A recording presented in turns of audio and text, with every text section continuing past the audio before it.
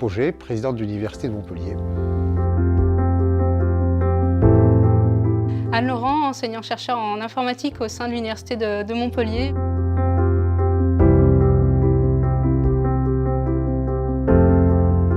L'Université de Montpellier, c'est aujourd'hui près de 5000 agents, 50 000 étudiants, 16 UFR, écoles et instituts, 72 structures de recherche.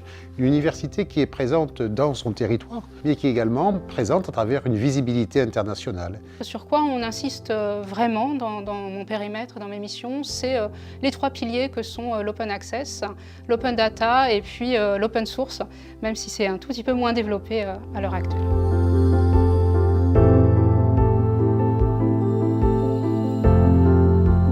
La science ouverte pour une université de recherche intensive comme l'Université de Montpellier, c'est vraiment un enjeu fort pour faire une recherche de qualité, pour qu'elle soit partagée. Partagée évidemment vers les collègues et vers les scientifiques, mais aussi vers la société et les citoyens.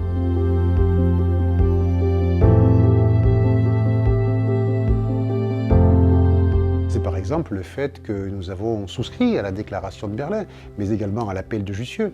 Et puis, c'est une implication à travers IOSC et également donc PCI sur la bibliodiversité.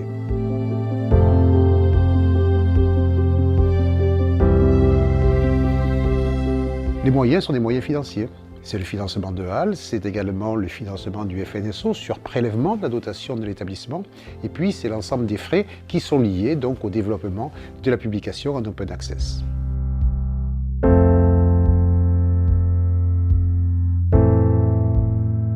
Il y a tout d'abord les personnels en soutien à cette politique de sciences ouvertes qui avait donc été posée dans le plan voté en conseil d'administration de l'université. Et cette déclinaison, finalement, ce sont les personnels au sein des services et des directions concernées qui le font et qui le font vivre au quotidien. C'est plus d'une vingtaine de personnes mobilisées derrière, par exemple, le guichet unique, derrière le centre de service qui est opérationnel depuis quelques semaines.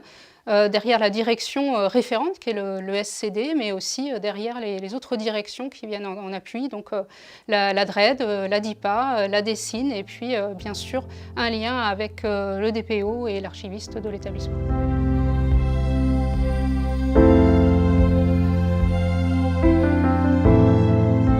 Nous avons choisi HAL parce qu'il s'agit d'un outil connu, tant au niveau national qu'international, et il n'y avait pas lieu de développer donc un autre dispositif. C'est également un outil connu et appliqué par de nombreux enseignants-chercheurs, même s'il y a des différences d'une communauté à l'autre.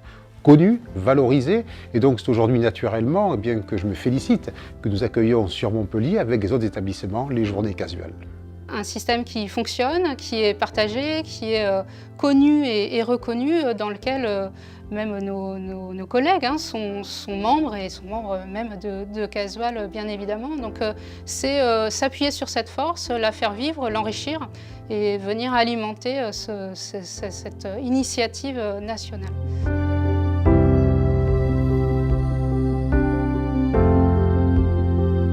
Pratiquer la science ouverte au quotidien reste un défi auquel on doit s'attaquer, alors à différents niveaux, en renforçant l'appui qu'on offre à nos collègues sur les questions de science ouverte, et puis sur les plans plus politiques, en travaillant par exemple sur les questions d'évaluation, et puis sur toutes les questions qui peuvent donner lieu finalement à discussion et à débat actuellement. Peut-être favoriser encore plus ces synergies. Synergie au niveau de l'université, synergie au niveau des acteurs du site, et c'est un rôle de l'université. Inciter donc à utiliser HAL, inciter à déposer sur HAL. Je pense qu'aujourd'hui, les établissements ont un rôle pivot pour faire en sorte que leur communauté, leurs chercheurs, leurs enseignants-chercheurs utilisent pleinement ce dispositif.